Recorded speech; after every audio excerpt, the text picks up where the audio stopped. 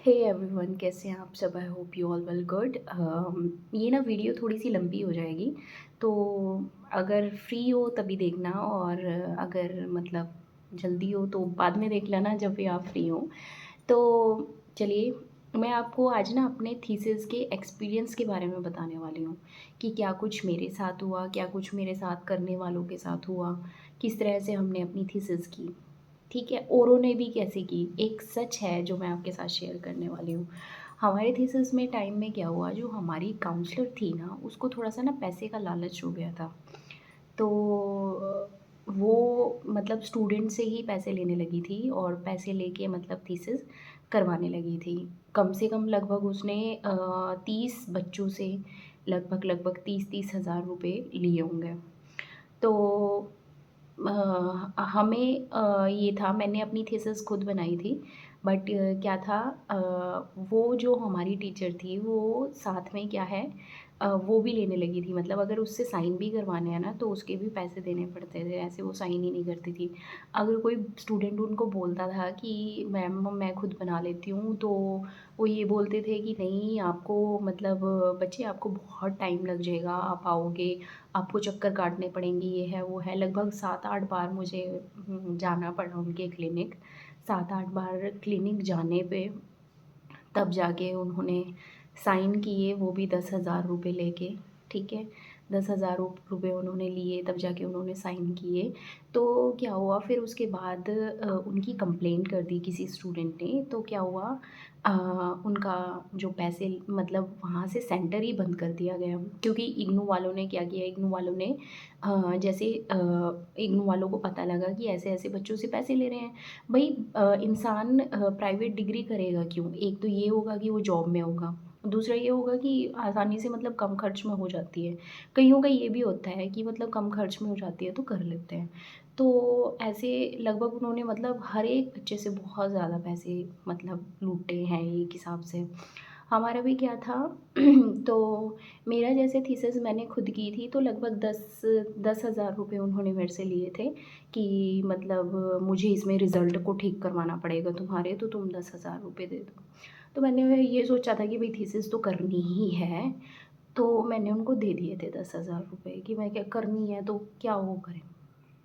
तो 10,000 रुपये उनको दिए, तो उसके बाद हमारा तो फिर किसी तरीके से इग्नू सेंटर में ये बात चली गई कि भई ये तो जो काउंसलर है वो पैसे लेती है बच्चों से। तो क्या हुआ फिर, इग्नू वालों ने क्या है वहाँ से सेंटर बंद कर दिया। उसमें क्या हुआ, उसी बीच जैसे मैंने साइन करवाए तो मुझे उस सेंटर पे भी साइन करवाने थे। तो लगभग मेरा मतलब उस सेंटर पे साइन करवाने थे, तो जब मैं सेंटर गई तो मेरा 1 महीना लेट हो गया। थीसिस को सबमिट करने का भी ना एक क्राइटेरिया होता है। मतलब कि जैसे मार्च, अ, अप्रैल और मई, ठीक है? 3 महीने तक आप जमा करवाओगे तो आपके जो वो है वाइवा है, वो अगले 3 महीने होगा, जून, जुलाई, अगस्त तक, ठीक है?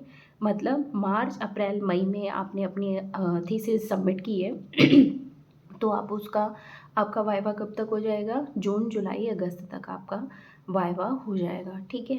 तो फिर अगला शुरू होता है सितंबर, अक्टूबर, नवंबर, ठीक है? अगले 3 महीने क्या होते हैं, उसके बाद 3 महीने सितंबर, अक्टूबर, नवंबर, ठीक है? उनका वाइवा कब होता है? मार्च, अप्रैल में, ठीक है?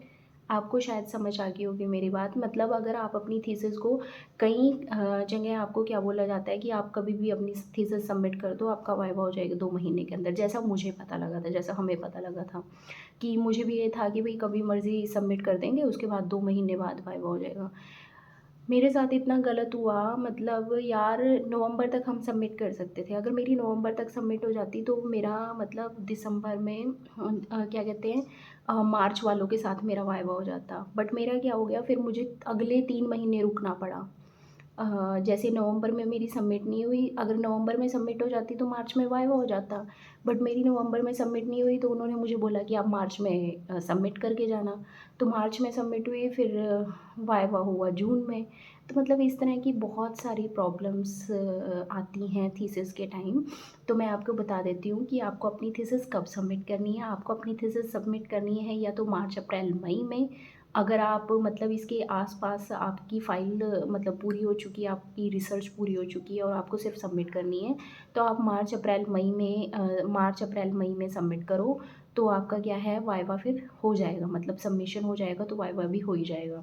ठीक है? अगर आप पूरी नहीं कर पाए मार्च, अप्रैल, मई तक बहुत ही ज़्यादा दिक्कत होगी है, तो आपको सबमिट करनी पड़ेगी सितंबर, अक्टूबर, नवंबर में। 3 महीने हैं मार्च, अप्रैल, मई, इनमें सबमिट होगी। उसके बाद आपकी सबमिट होगी सितंबर, अक्टूबर, नवंबर में। ध्यान रखना ये चीज़ क्योंकि फिर वाइवा तो आपका उसी टाइम पे होना है, ठीक है? Thank you so much for watching. ये मेरा एक्सपीरियंस था थीसिस का जो मैंने आपसे शेयर किया। और अभी मैं एक वीडियो और डालने वाली हूँ जिसमें मैं अपना प्रैक्टिकल वगैरह का आपको बताऊँगी, ठीक है? Thank you so much for watching.